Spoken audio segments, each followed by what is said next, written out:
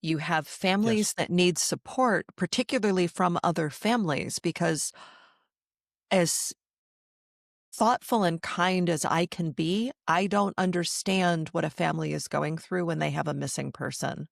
The only Correct. person who understands is another family with a missing person.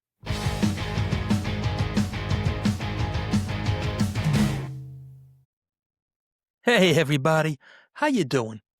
Welcome back to the Another Nobody podcast with me, your favorite nobody, Travis Myers. Today's guest is Nina Innsted. And Nina is a pretty popular podcaster, as well as a missing persons advocate from the state of Michigan. All right? She also has a book on the way. And, really, what more can I say? Let's talk to Nina. Nina, how are you? And how are you, Travis? Good, good. I'm so glad we were able to make this work. Unbeknownst to our listeners and or watchers on YouTube, we had some technical difficulties, and hopefully they won't jam us up along the way. Fingers crossed. Yes, fingers crossed. Absolutely. So, as I just described to everybody, you are a pretty well-known podcaster Yeah, and a missing persons advocate.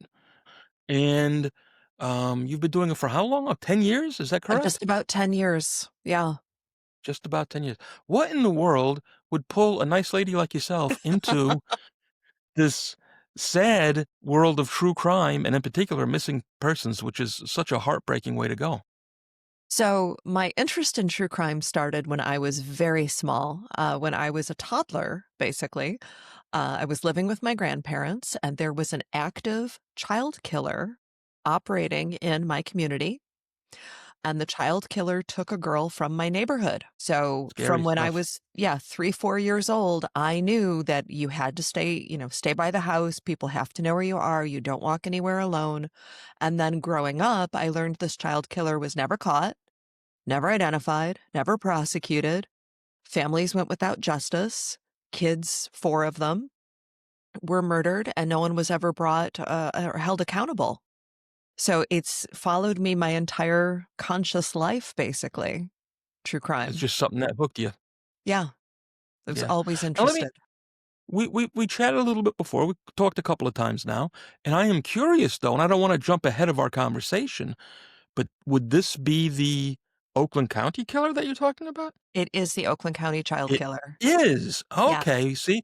And I hope I didn't ruin anything by, announcing that early, but I did not know that is what sucked you into this to begin with. Yes.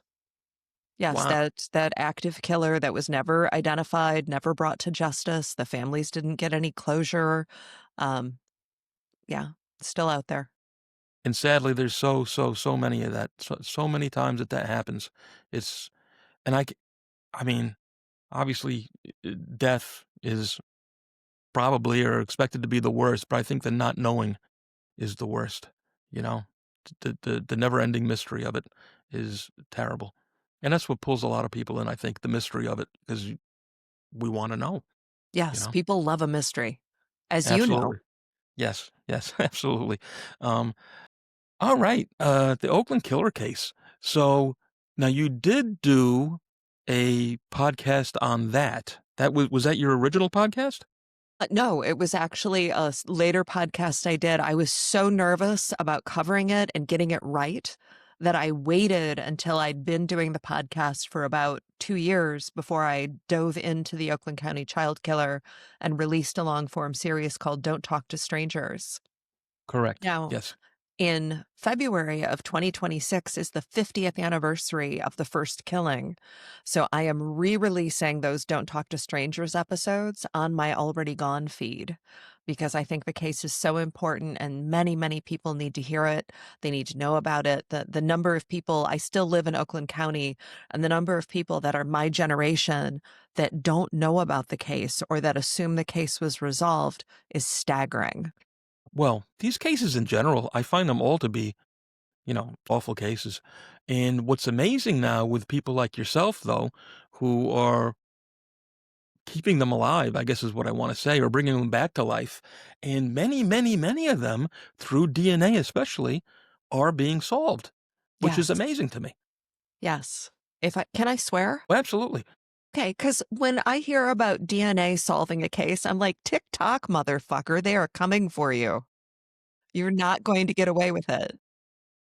Yes. So yes, again, Instagram, Facebook, all of these things, well, as we discussed prior, and I'd like to get your take on that too. Social media has just been a boon for this type of work. It's a bit of a, it can be a thorn in the detective side, and even an investigator like yourself now who's doing more serious work. I think it's fair to say that. I could say that. Absolutely. I give you credit for all the work that you are doing, but the bad information can sometimes just outweigh any of the good information. What take do you have on that? So, with the Oakland County child killer case, I still have people coming to me and saying, "Oh, the blue gremlin. He was driving a blue gremlin." He was never driving a blue gremlin. Never. The blue gremlin was parked in the parking lot after Timmy King went missing. It was never a blue gremlin. But people keep talking about the blue gremlin.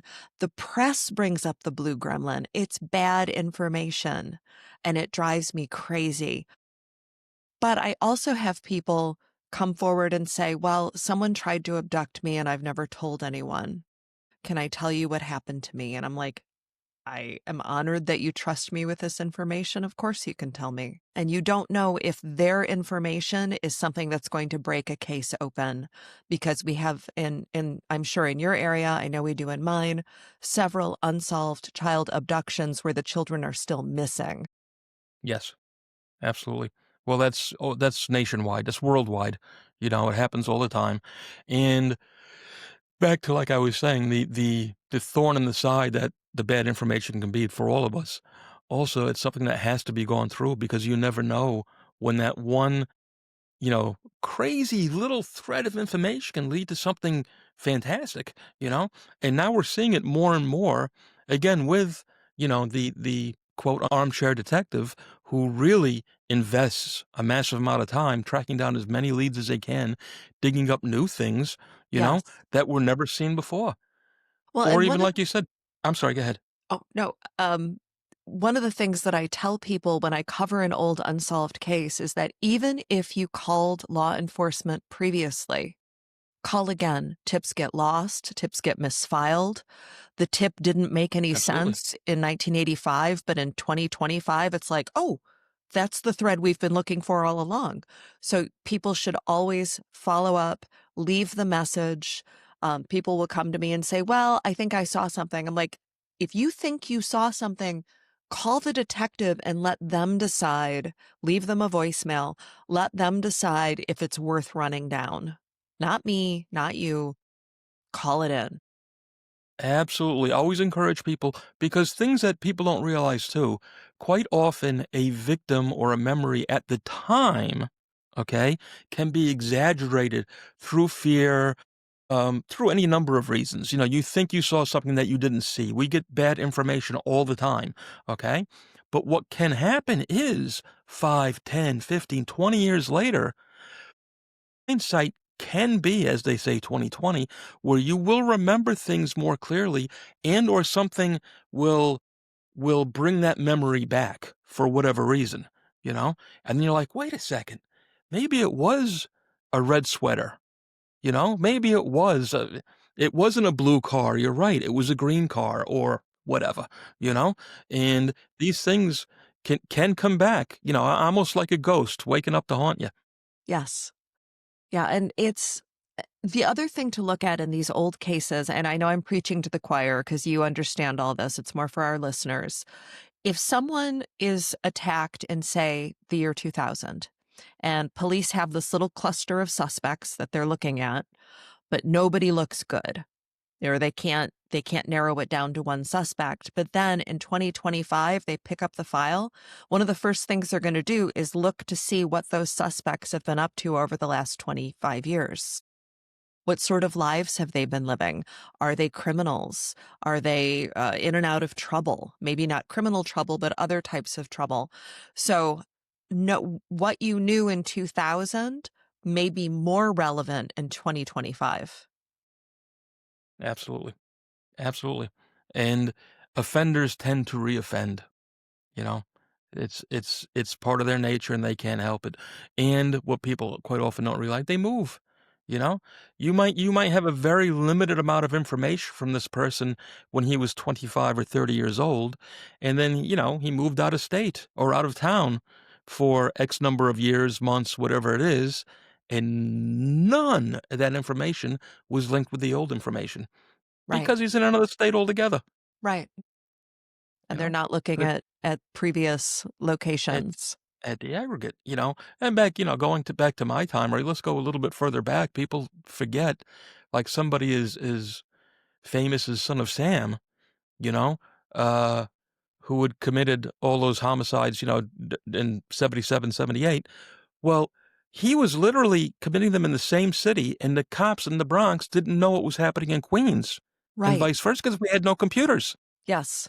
How would you know? We run into How this in would you? missing persons cases all the time. Yes.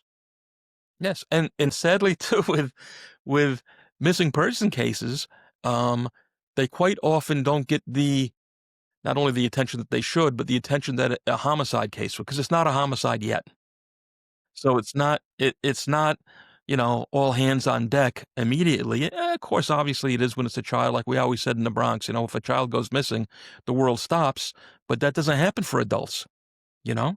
Or for runaways or for, young people out partying. Well, they were out drinking till 4 o'clock in the morning. What do you expect? That attitude happens. And the next thing you know, your 48 hours is gone, your 2 weeks is gone, 6 months is gone. It's a tragic situation.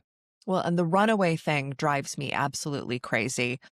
We have a child who has run away, which means they're not making good choices. They are likely not safe. Why are you blowing them off? Yes. Yes.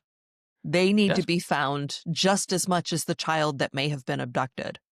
They are not in a good place. Yes. They're not in a good place. They're not in their right mind. Drugs, alcohol, bad people, whatever it Yes. is, it's all bad. And they Right. need to be removed from that situation, you know? Yes. And it is terrible. It really is terrible. Now you also work I'd like to hear about some specific cases, but just so people get a better view of you, I know you work for another group called Michigan Missing. Am I getting Missing that in right? Michigan. Missing I'm Missing sorry, I in got it That's backwards. okay. Missing in Michigan. All right? And where you again with your own expertise, with your own following within Michigan, because the majority of the cases you do are not all, but the majority are Michigan cases, correct? I'd say about 80% is Michigan, the rest is the Great Lakes region. Right. So it is all, attached one way or the Yes. other. Yes. Right, right. And, kinda like our girl, what is her name? Our girl, I don't know if you know Jules, your host Jules from, Yes, I'm familiar with Hushtown? her. Yeah, Yes. she's great. She does everything within Tennessee. She's our Tennessee girl, a dynamite girl. But, so tell us a little bit about that now, because that is hand in hand with law enforcement, correct? It is. Missing in Michigan was founded by a Michigan state trooper back in 2010. And what she did was brilliant. She realized that there are all of these people missing, and there is one, not all of them are reported missing. So you end up with unidentified remains because the person's never been reported missing. You have Yes, families that need support, particularly from other families, because as thoughtful and kind as I can be, I don't understand what a family is going through when they have a missing person. The only correct. person who understands is another family with a missing person. And then we, in the last couple of years, have started training. We would have the Missing in Michigan event, the day of the missing event, and we would run that side by side with Michigan State Police detective training, training detectives from departments all over the state in handling missing persons cases properly. So it was this really Very good. beautiful synchronicity. We have, since I'm back in Michigan, I lived in Georgia for a few years, but I'm back now. We are doing quarterly family meetings where it's just for families. They can come in, they can talk with other families who have missing loved ones.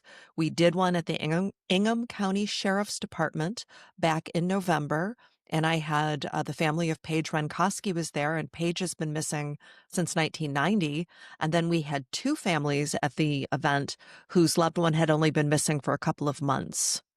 And it was super helpful for them to talk to each other and share information and best practices and just listen and hear. Like, I genuinely hear you when you say something. These families understand each other so much better than you or I could. Well, it's similar to something that we call, or it's actually a new term to me, but I believe in it wholly, shoulder to shoulder therapy. As opposed to having a therapist, who may be very, very well educated, but has no idea what you're going through personally, has not experienced the experience that you've experienced, be it whatever. I mean, I might be talking from a law enforcement background or a veteran's background. But tell me there's nothing more horrific than a missing person or a missing child. How can somebody else identify with that hasn't gone through a traumatic event themselves, you know? And it's, nobody knows except those who know. And it Yes. sounds like I'm making light of it, but it's not. It's very true, you know? So I like the sound of that. I really do. Yeah. And it's important that our families know that they are seen and heard. We invite the media, and the families can choose to talk with the media if they would like or not. Some families are like, I'm not up for it. I don't want to be on camera, and that's fine. But they have an opportunity to talk about their loved one's case with the press if they would like. And we've gotten great coverage of both the annual May event and then these quarterly events. I have another one coming up in February that I've organized. I have a police department sponsoring the event. We'll bring in coffee and donuts, and the families can come and have, a couple of hours of time together where they can talk to each other and then also talk with law enforcement to see what else they can be doing from a law enforcement perspective, which is nice. It's Yes. nice to get that perspective as well. Well, for people like this, they need as much support as possible. And unfortunately, the local municipalities, the states, the federal government, of course, this is not a federal crime, so you're not going to get any support from them, you Right. know? And there's never, ever enough money or enough hands to do the job. There just isn't, you know? Yeah, and I don't fault law enforcement. There are some departments that are better to work with than others. I've run into that. There's a large department in Michigan that if someone has a loved one go missing from there, I'm like, "Oh, it's just not gonna go great." We try and fill in where law enforcement maybe can't. Yes. Yes. How large is this organization now? We have a group of about 20 people, both in law enforcement and civilian like myself, that work to support families and put on these events. And once in a while, I'll get a call from a police department saying, "We found a body. Do you have anybody missing that meets this description?" And I will Yes. go back through who I have. And in one case, there was a gentleman who went missing, and in his photo, his missing photo, he was smiling with his mouth closed. And the reason that he was smiling with his mouth closed is that one of his teeth had been knocked out. And when she mentioned that he's missing a tooth, I went, I know exactly who this is. I know Yep, it clicked right exactly who away. this is. And as terrible as it was that he was found as an angel, we were able to get him home and able to give answers to his family. Yes. And that is important. It's a funny thing just with words. The word closure is something that I struggle with because I just can't find any solace in, you can never be made whole, from what you've lost. At the same time, my God, is it awful just to have it be left as an unknown for the rest of your life, you know? So it is tremendous, the work that you're doing is tremendous. I can't say enough good stuff about that, you Thank you. know? Um, There is a term for that, what what you're describing. When please go someone ahead. is missing and there's no answers, it's called ambiguous loss. Ambiguous loss, yes, Yes. yes. And it's the worst, you know? Because you just never know. You always wonder, and we as humans can't help but hope. Hope is such a strong, strong thing, and, you know, I know you've had to experience, I have too, where the worst answer is the correct answer, and people still have hope, Yeah, yeah. you know? Even when And you it's, pretty sure you know, there's that little yeah. God, let me be wrong. Sure, of course, you know? So with all the different cases that you've been pulled in and out of, you know, what have you really what have you learned yourself through all of this? Well, one of the things I've learned is that I have a really hard time with people getting away with stuff. That drives Yeah. me crazy. Yes. So that has fueled my love of cold cases and unsolved cases, is that I don't want people to get away with doing bad things to people. I want them to be found. I want them to be identified. I want them to be brought to justice. And if they can't be brought to justice, I want them to be named. Working with missing persons has taught me a lot of patience because I want to rush, rush, rush, rush and get the flyer made up and get it out there on social media, but I have to slow down, do it right, get the good information, talk with law enforcement, put the information out there. Um, Not every department is appreciative of what we're doing, which, okay, they don't, I call them cold and say, "Hi, I'm Nina. I'm with Missing in Michigan. I'm calling about this missing person." They don't necessarily, they're like, "Look, lady, I don't know who you are." And I get that.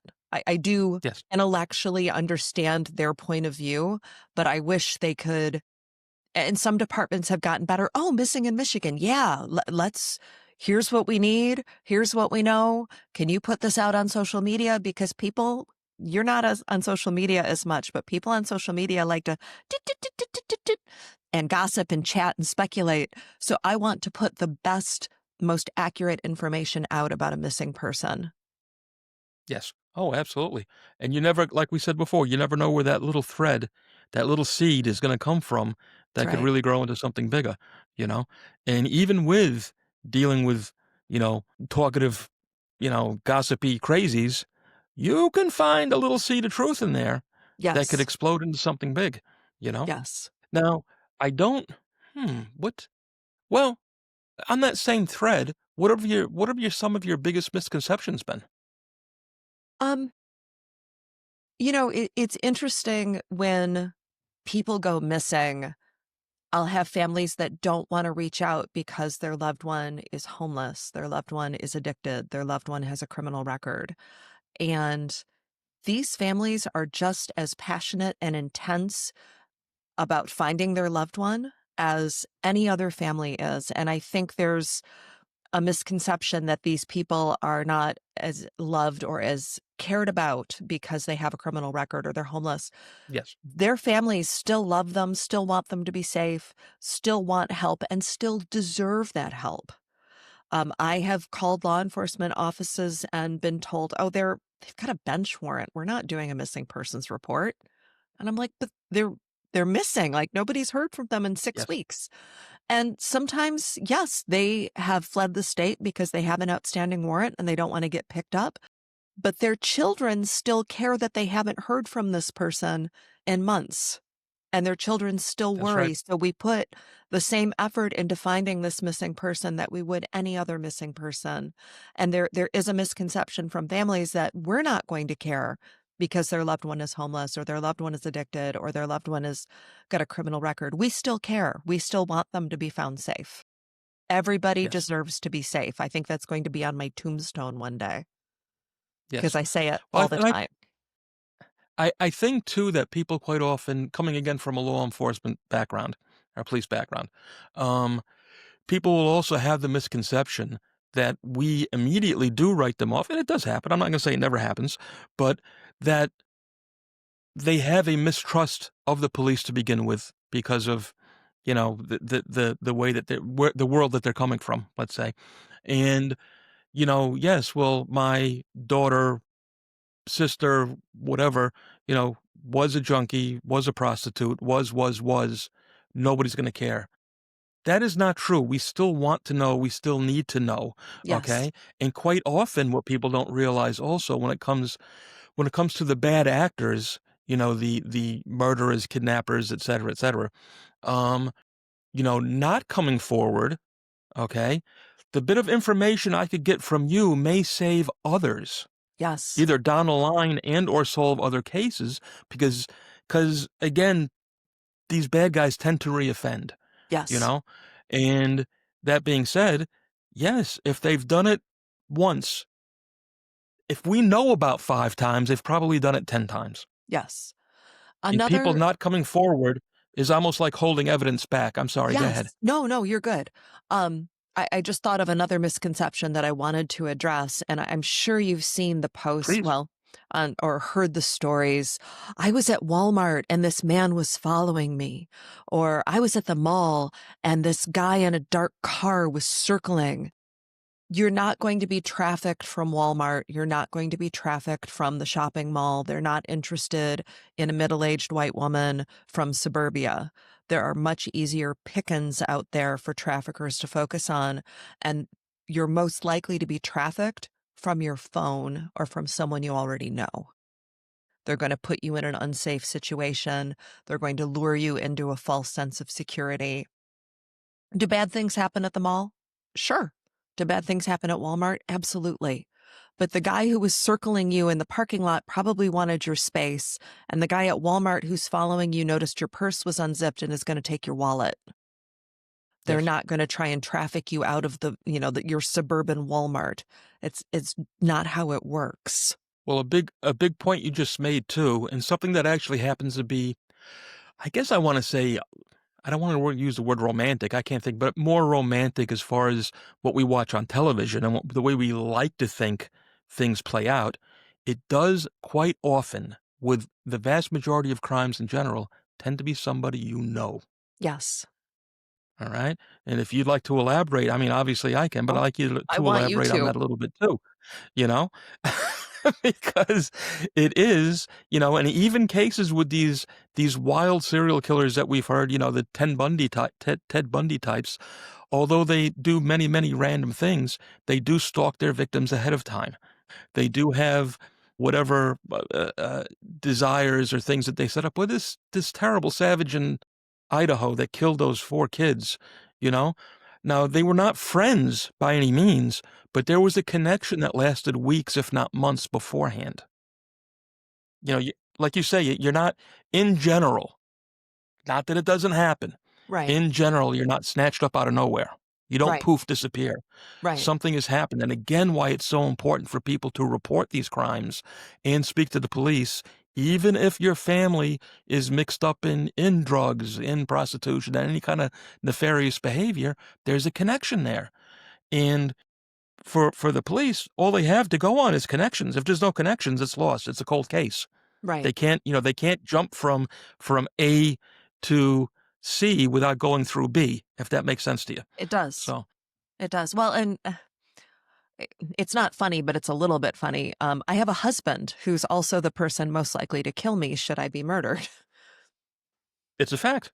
Yeah, yeah. I mean, but we say this, it's like if you talk about another, podcasting friend, um, uh, Julia Cowley, is an ex-FBI profiler. She runs she has a show called The Consult, you know? Yes, And when it comes down to statistics, statistics are statistics, you know? And, the number one killer of pregnant women, or the number one cause of death of pregnant women is homicide. This is yeah. a simple fact, It's you know? horrifying. Yeah, most women who are killed, well, most homicides in general, there's always a connection, and people don't realize that. Back to whatever spawned this little angle that we went on here, but it is true, and that is something that you help enlighten victims on, correct? Yes. We actually just had a very, very high profile case here in Michigan, the murder of Rebecca Park. Rebecca was 22 years old and pregnant and was murdered by her biological mother. And I've actually had to step back a little bit because it's so absolutely horrifying what happened to her and what was done to her. Her baby, she was 9 months pregnant, is still missing. As a missing persons advocate, we had Rebecca posted in the group as a missing person. But they did not do an Amber Alert for her baby, which I took as a very bad sign.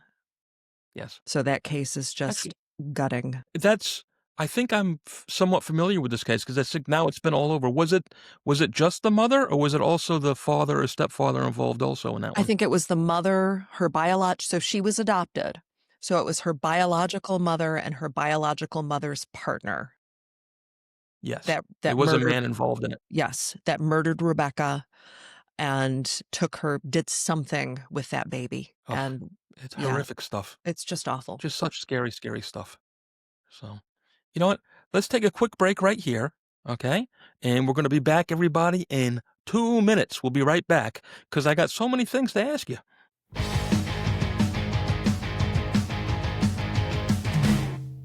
This is a 2024 American Eagle gold coin, which I bought along with several others last year. I'm very happy to report that its value has gone up over 40% in the first year.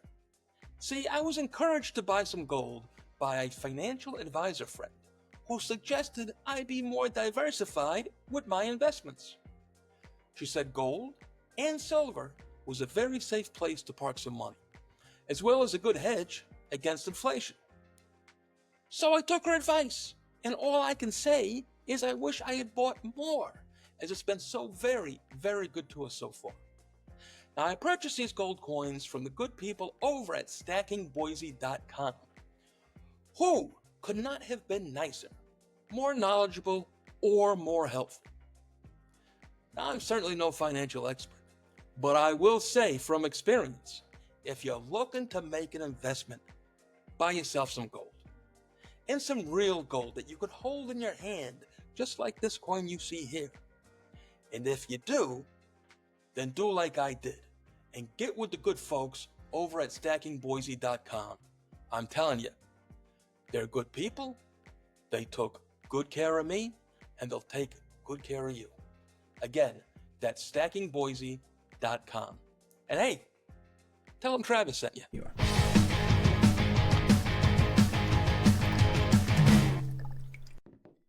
Hey, how you doing? It's me again, another nobody, Travis Myers. And today we're going to talk whiskey. I know most of you think of me as an all-American patriotic type guy, and you are right. But when it comes to whiskey and drinking whiskey, which I do, I always go for the Irish stuff.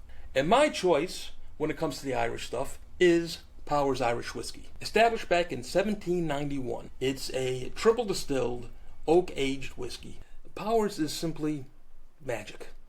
It also happens to be the #1 selling whiskey in Ireland, which has got to say something, because if it's good enough for the Irish, it's good enough for you. So the next time you raise a glass, fill it with Powers, and think of me, another nobody, Travis Myers.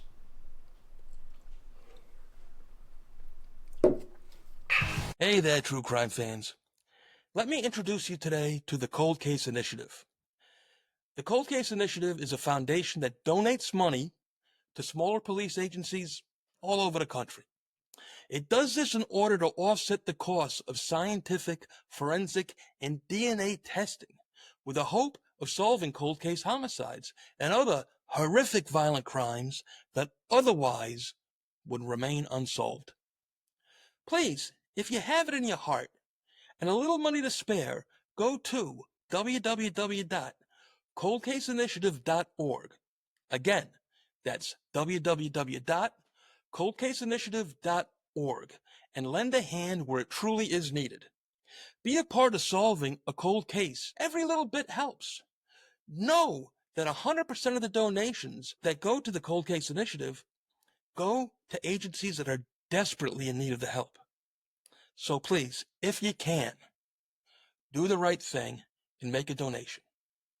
Thanks, and all the best, my friends. All right, everybody. We are back with my good friend here, Nina. And Nina, you know what? I hate to use the word favorite again, all right? But could you tell us a little bit, maybe, what are your favorite or the best resolutions of some cases that you've worked on there in Michigan? Oh, in Michigan, it didn't actually lead to a resolution, but what I was most excited to see happened back in 2018. They did what became known as the Macomb County Dig. And this is when police in Warren, Michigan partnered with the FBI and a couple of other departments like the Macomb County Sheriff, and they descended on this parcel of land in northern Macomb County and they dug and they were looking for murdered teenage girls. Now, they didn't find anything.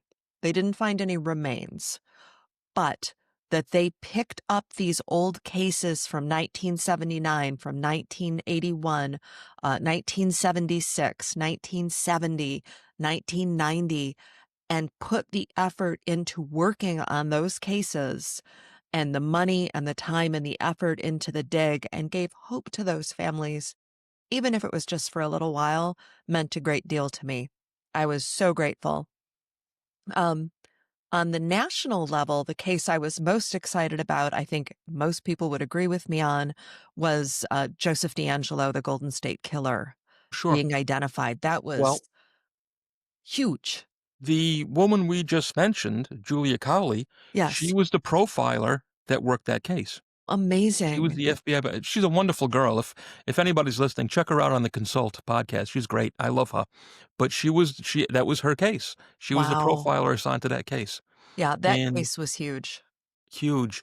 And again, how much of it, kind of fell back to the, again, the armchair detective kind of thing, poking and prodding, and again, reigniting more and more interest. Not that it ever went away, but Right. it's always on the back burner, you Yes. know? And sometimes it just needs to be pulled forward. Yes, and they did a beautiful job with that. Being on social media, that was one of the days I really enjoyed on social media because everybody was, like, celebrating, like, my whole social media feed was like, "Ha ha, motherfucker, we got you." Yes. And that was Yes. great that he was actually identified, still alive, brought to justice. What a great day. No, that was phenomenal. That really was. And, yeah, I mean, I don't think there's anybody that, well, in this world that not only was thrilled by it, but that was unfamiliar with that case because that was one of the big ones. Huge. Yeah, absolutely huge. Absolutely huge. The other case that I found super interesting is a little bit lesser known, but there was a woman, I believe she lived in Texas, and her name was Lori Erica Ruff, and she died by suicide. But then they realized that there was no Lori Erica Ruff. She'd made the name up. So who was she? And she Yes. was eventually identified and given back her real name and buried under her real name. And it was less flashy mystery, but I remember feeling a real sense of relief when her name was given to her and she was identified. Well, that's something back to this DNA stuff that is so just unbelievably fascinating to me. And I know it's not new, but to me, it still is. I mean, at my age now, 20 years ago was not that long ago, Right. when it really started to take hold. And speaking with people like, oh, geez, I'm not going to be able to think of her name right now. Um, Ramapo College does a Yes. great thing where they're doing work to, Was on it the arm Karen you too, talked to? yes, Karen, thank you very much, who are working tirelessly and for free for small municipalities that can't afford it. And it's tremendous. The Cold Case Initiative is another group out of Pennsylvania, and they do the same thing where they give money, they collect money. It's run by another detective, retired detective, um, out of there, Chris McMullen. And it's just great work that they're doing because they give money to DNA testing and or rape testing where to municipalities who simply don't have the money. And the sad thing is, to me, it's almost a crime, Nina. It is a crime that money is the reason that these cases aren't solved. At the same time, if there's no money, what can you do? You can't do the tests without the dough, you know? Right. Missing in Michigan did pay for DNA testing in a case from 1987. She was known as Harper Doe. She was found in a dumpster in Detroit, and she had recently given birth in the few months before she was murdered. And we did identify her, but her family requested that her information not be made public. So Missing in Michigan did pay for the testing and the funding of that case. And we'd love to do more of that with missing persons cases from Michigan or unidentified remains from Michigan. to push more of those forward and get them identified because it means the world to a family. And our Harper Doe had close family that was they'd had no idea what had happened to her. Oh, And yeah, and I absolutely respect them wanting to keep it private. I yes, understand that, so I probably would be inclined to do the same myself, to tell you the truth. Um, but it is, again, phenomenal how so much of the public now is standing up and helping with these cold cases and old cases, much like yourself, like the different people that we just mentioned, you know? right. Um, so it's good to know now. So you do that work too, I didn't realize that. You Yes, actually give money yes. to I'm sorry, go ahead. Oh no, we do. We that just I'm agreeing with you. We do we fundraised specifically for that case, and we had a private donor step forward and match what we'd raised, which allowed us to do the testing. And because it was from 1987, the remains were older, they had to be treated a certain way. And then the genetic genealogy led quite quickly to her identification. Very good. Yeah. Very good. That is just great stuff to me. And what people don't realize too is that there are literally, I mean, not thousands, there's probably hundreds of thousands of these cases all across the country. I mean, all over the world, but all across America. There are these cases that will remain unsolved, but for, the few that are lucky enough to be chosen by, you know, yourself or the people at Ramapo College or Yes. somebody like, again, Cold Case Initiative can help out with, and it literally, it may be a matter of $10,000 Yeah. that changes everything. Yes. Absolutely. It's good stuff, really good stuff. So, um, again, I'm more interested in you now. Uh, tell us tell us about your podcast itself and the work that you do there as far as trying to bring light to more and more cases. So I host the Already Gone podcast, which I started in April of 2016. And when I started the podcast, just to be completely candid, I had no idea what I was doing. I knew that I had a nice voice Same here, and sister. you get it. Um, I thought, well, I have a nice voice and I have a degree in history, so I know how to write and go through records. And what I found were all of these little unsolved, unresolved disappearances and murders um, that I was loosely connected to, maybe by geography, or there was one case that I covered out of the city of Troy where I lived at the time of the disappearance. She was an heir to the Kresge fortune.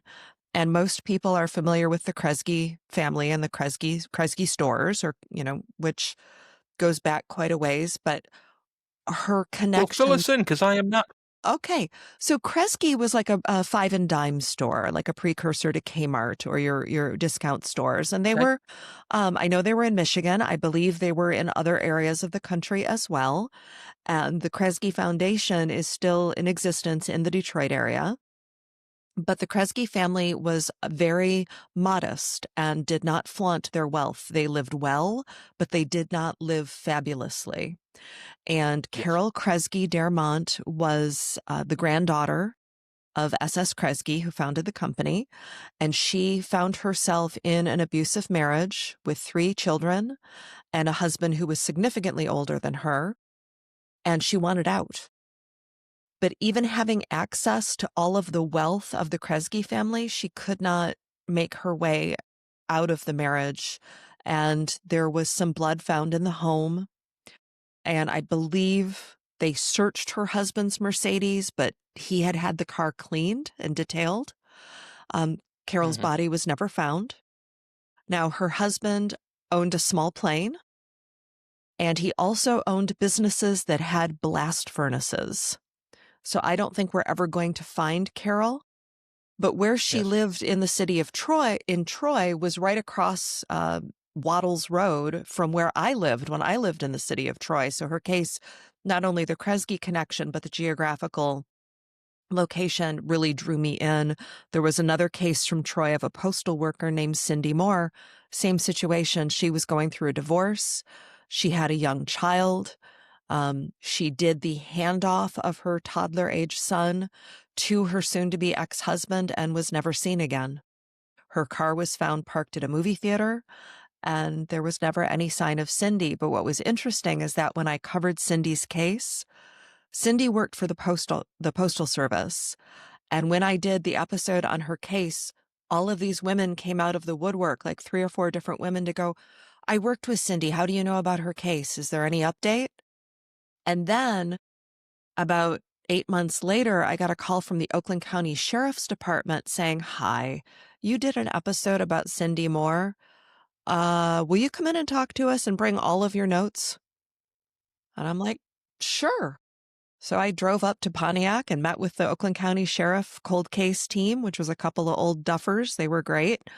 Um, and talked to them about Cindy's case. And that's the kind of work that I want to be doing, where we bring a new light to a case, a new focus to a case. I love covering these old unsolved cases because one, they shouldn't be forgotten. And two, it may be the thing that pushes them forward. Yes. And with that, here you are, a Michigan girl doing good for Michigan. You're fighting the good fight for all of these victims, from forever ago, uh, and doing it. I'll commend you in that doing it in the professional manner that you're doing it is a great help. Like you say, the police called on you to help them out, you know? And that's tremendous. That's just great, Nina. That's gotta make you feel like $1,000,000. Absolutely. And I'm so grateful for the opportunity to help on these cases. Yes.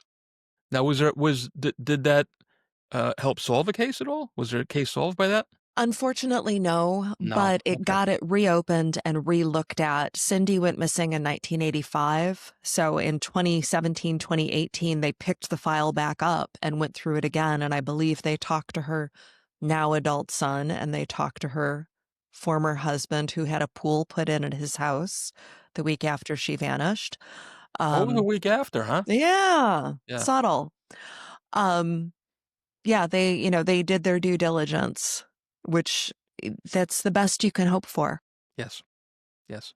Well, there's something that people don't realize either now, okay? When it comes to the police. Here we have a gentleman who just put a brand new pool, well, not, whatever it was 20 years ago, put a new pool in his house the week after his wife went missing, right?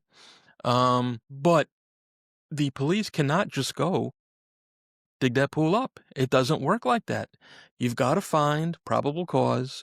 You've got to then, no matter how much you believe in it, get a judge to sign off on that warrant, and the judge doesn't want to look bad or destroy this guy's 20, 50, 60, $80,000 pool and have it be wrong. So now that the county or the township can pick up the price of replacing it, you know, it's not as easy as people think. It No, really isn't, no, you know? there's a layer of complexity involved. Absolutely, absolutely. And now, I bet I'd have to say, now that you've been doing this for over 10 years, that is part of the things that you've learned talking about misconceptions and the realizations of what happens in a real missing persons case had to be quite an eye opener for you. It was, it was. We watch on television, somebody goes missing and a whole squad springs into action and does this, this, and this, and Yes. it's just police departments don't have the resources, which is No. why what we do at Missing in Michigan is so important because we put out flyers days or weeks before the police department does a press release. Yes. We have it circulating on social media long before they're drawing attention to it. And it's frustrating to me. Sometimes I'll get messages, well, I Googled that person's name and there's nothing out there. Not every missing persons case makes the news, No, most especially don't. today. The Right, vast majority do not. right. You know? I remember years ago. And of course, we talk about the Bronx as a ridiculous place, but maybe we can, we'll talk about the bad part of Detroit, okay, to make something that's somewhat comparable, or Flint. Flint is a very, very overworked town, okay? Yes. And it gets to be where a crime is no longer news. It simply isn't news. And I believe it was New York Magazine. I'm going back, 20, possibly 30 years ago. It was in the 1990s, so yeah, that's how long I'm going back. And they had did an article about 8 homicides that happened in the Bronx in 1 week, okay, that were never reported on at all, okay? 8 in one week that never made the news. You would think just having 8 in a week would be the news. Yes. Now, conflate that with if somebody literally, stubs their toe in Central Park, it's gonna be on the front page because that's news to them. That's what people wanna hear about because that's the nice, wealthy, well-to-do area that everybody's gonna go through and is afraid of, Central Park in New York City. But the Bronx is completely forgotten about. So, no, murders, missing persons, et cetera, no one is ever gonna get that in the media, you know? And I'm sure it's the same in many of these towns or neighborhoods that you're talking about. It's never heard of. Never, ever, ever. And it's heartbreaking. Something that I really don't wanna forget about, so I'm gonna bring it up now, even though there's probably more stuff we could talk about. You, young lady, have a book coming out. I do. I do. I'm so excited. My first book, Unsolved Michigan, is releasing in mid-March. But Mhm. if you're interested, it is available for pre-order through bookshop.org or Amazon. You can go and just type in Nina Innsted, Unsolved Michigan, and the book pops up. Unfortunately, I don't have a cover for the book yet, but I did see my galleys the beginning or end of November. They sent me the galley, so I got to go through the book again and Mhm. catch any errors, and hopefully I caught them all because I want the book to look good when it comes out. But it's unresolved cases from the state of Michigan, cases that I've worked on, cases that I worked with law enforcement or the families to put the chapters together. Many of these I covered on the podcast, but it was very important to me that I get to focus on unresolved cases, missing persons cases, unsolved murders, and draw a little more attention to these cases. Because again, maybe one person has information on one case and we can push it forward. That's always the goal. So now, as an author myself, and again, someone who did not go to school for that, or my sister, I write my books with my sisters, or my sister, rather. I only have one sister, as you probably know. But I found it to be very, very daunting the first time. And even now that we're 6 books in, it's a lot of work that goes into a book. Yes. Can you help us out a little bit, or our listeners rather, just how much work you put into this? I put a lot of work into it, and it was important to me whenever possible to speak with families to make sure that they knew that I was covering their loved one's case, that it was going to be discussed, that it was going back out in the public. I did not want them to be blindsided by it. Unfortunately, there were two families that I could not get in touch with, despite my best efforts, that hopefully are okay with their missing loved one's case being discussed in the book. Um, but a ton of work goes into it because you need to fact check and you need to make sure that your information is spot on and that it's presented well and that you are giving the cases the respect they deserve Mhm. is Oh, so absolutely. important. Yes. And getting all of those details right and all of those details in a row. And I'm so grateful for the families that I worked with and for the law enforcement agencies that were like, this is great. We only have this one unsolved case. Awesome. They're so thankful for the coverage, the additional attention to the case. And what a privilege for me to be able to do that. Now, if I can ask you a little bit, I don't want to give away anything away, although I know it's not. Well, they're all mysteries, but it's not necessarily something that we're going to lose. But what did you give? How did you format it? Is it like a little story of the person before they went missing? Is it to start off with them going missing? Is it just following or opening up hoping for a new investigation type information? What exactly did you do? I went into an overview of the circumstances surrounding their disappearance or their murder, and I tried to paint a picture of what sort of person they were and what their life was like. For example, the Greg McRoberts case. Greg died in a very strange hit and run case up in Midland, Michigan, and it was important for me to include that his mother when Greg would come over, always they'd have a Coca-Cola. They'd sit at the kitchen table and have a Coke. So when he went missing, she put two Cokes in the fridge because Uh, Greg was going to come home and have that drink with her. And, I really wanted to humanize not just the victim, but what the family went through also and what yes. their experiences were. So that was Well, really important. And back to what we just said, a few minutes ago about hope, you Yes. know?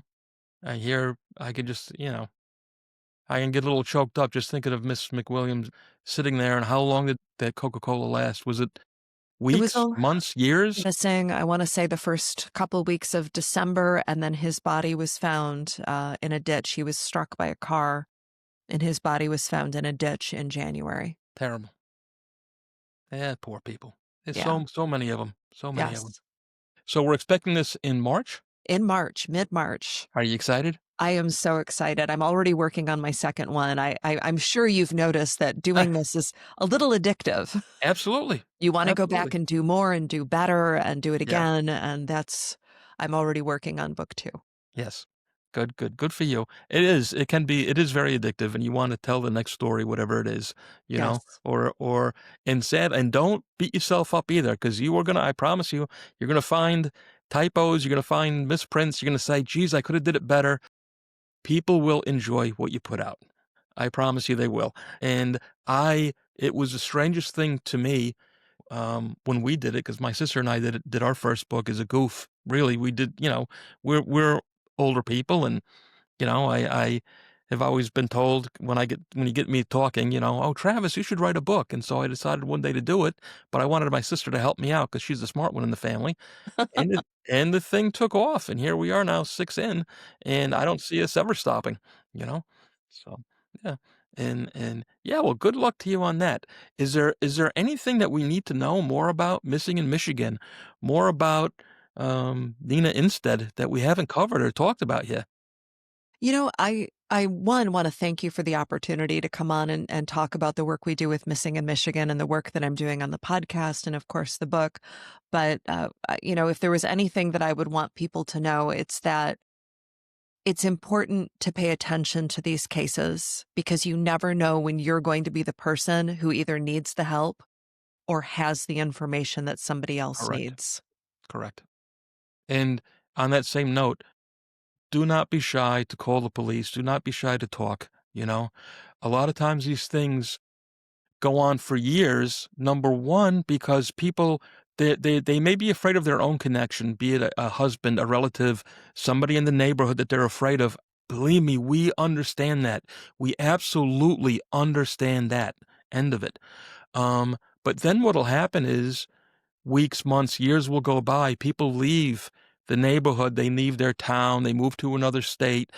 They break those connections, Yes. okay? And now they're free of whatever, but now they're ashamed. They're ashamed that they didn't say anything when they should have. They're ashamed that, I knew it was this person, or I saw this car, or I saw this jacket, sweater, whatever you wanna say, and it always rubbed me the wrong way, but I never said anything, and now they're ashamed to say it because they don't wanna be the person that didn't say anything at all, you know? So don't be all information is good information. And it's No, not too late. it's never too late. Well, with so many of these cases, they are for the victims, it's Yes. over, but it's never over for the families, No. you know? Well, look at the Austin yogurt shop murders. We know who did it, and he's been dead for years, but you know what? We were all thrilled to find out that that man Absolutely. was responsible. Yes, and I That remember was when that great happened. news. I Oh, remember when that case happened, yeah. and well, that often is the case where somebody has been, you know, the bad guy, if there is a bad guy, is long gone, Yeah. but at least we know, you know? Yes. Or quite often, it was a simple accident that takes somebody, which almost to me personally would be, the better outcome than knowing somebody was lived in fear or was tortured or, any kind of sexual abuse or anything like that. A car accident is a much better answer, or, a bad trip into the woods, whatever it might be, is a much better answer to me than the idea of being, any kind of unspeakable harm being caused somebody beforehand. Yeah, and when you don't know, your brain fills in. Yeah, yeah. Well, and where can everybody find you? So I am on Facebook, Nina Instead. I'm on Instagram as Nina Instead. I'm on TikTok as Nina Instead. I'm pretty easy to find. You can Google me. You can find the Already Gone podcast at alreadygonepodcast.com. Again, I'm out there. I'm also on Threads, so you can Yeah. track me down. Very good. Nina, it was so very nice having you today. I love talking with you. And I hope, you know what? Please do us a favor. When the book comes out, come back and tell us all about the book, will you? Awesome. Absolutely. Love Very to. good. All the best, dear. So I want to say it's probably about 5 years now since I really got mixed up with this whole true crime world and doing podcasts and going to Crime Con and meeting all of these really, really interesting people like Nina.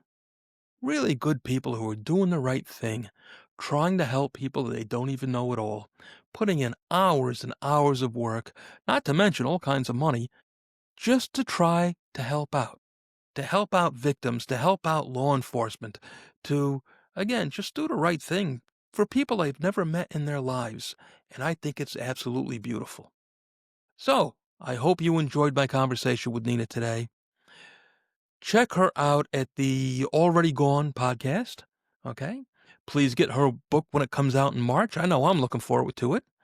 And that's all I got for you this week. We have no questions from questiontravistoday@gmail.com. Because the ones that we have received deserve a longer answer that I can give in the 1 or 2 minutes at the end of the show. So, what I'm going to do is compile some of these longer ones together for you as an individual show that should be coming out in the next couple of weeks. All right? But please, write in. I'm so happy that you guys are writing in. Again, that's Question Travis Today at gmail.com, and I'll do my best to answer your questions. Until next time, my friends, do the right thing. Please hit that like button, hit that subscribe button, and we will see you next week. All the best, my friends.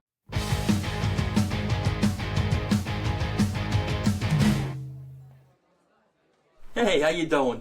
Another nobody here, Travis Myers. This one's going out in particular to all my drinking friends out there, because I got a new favorite thing, and it's called Shanky's Whip, and it is magical. It's Irish whiskey mixed with a little caramel, a little cream, a little vanilla, and it's heavenly. What more can I say? I suggest you pick up a bottle. You can have it as a shot with a cold beer, like I like. On the rocks, it's great. Mix it with a little cola. I promise you, you're going to love this stuff. Next time you raise a glass, think of me, another nobody, Travis Myers. Hey, do the right thing. Hit that subscribe button so you don't miss any more of my nonsense. All the best, my friends. Buy our books!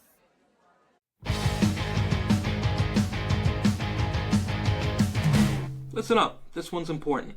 As a rule, I never stump for charities, because most of them don't hand out as much money as they collect, and that's a sad fact. But not Tunnel to Towers. These guys do the right thing. They have an A+ rating from Charity Watch, and a 4-star rating from Charity Navigator. That's like the #1 charity watchdog group, with over 93% going towards the families of veterans and first responders who have lost their lives in the line of duty. For only $11 a month, and it's easy. Just go to t2t.org. That's letter T, number 2, letter T.org, and hit the donate button. Do the right thing, and do good for the families and the veterans and the first responders who do good by you. It's only $11 a month. Thanks, and all the best.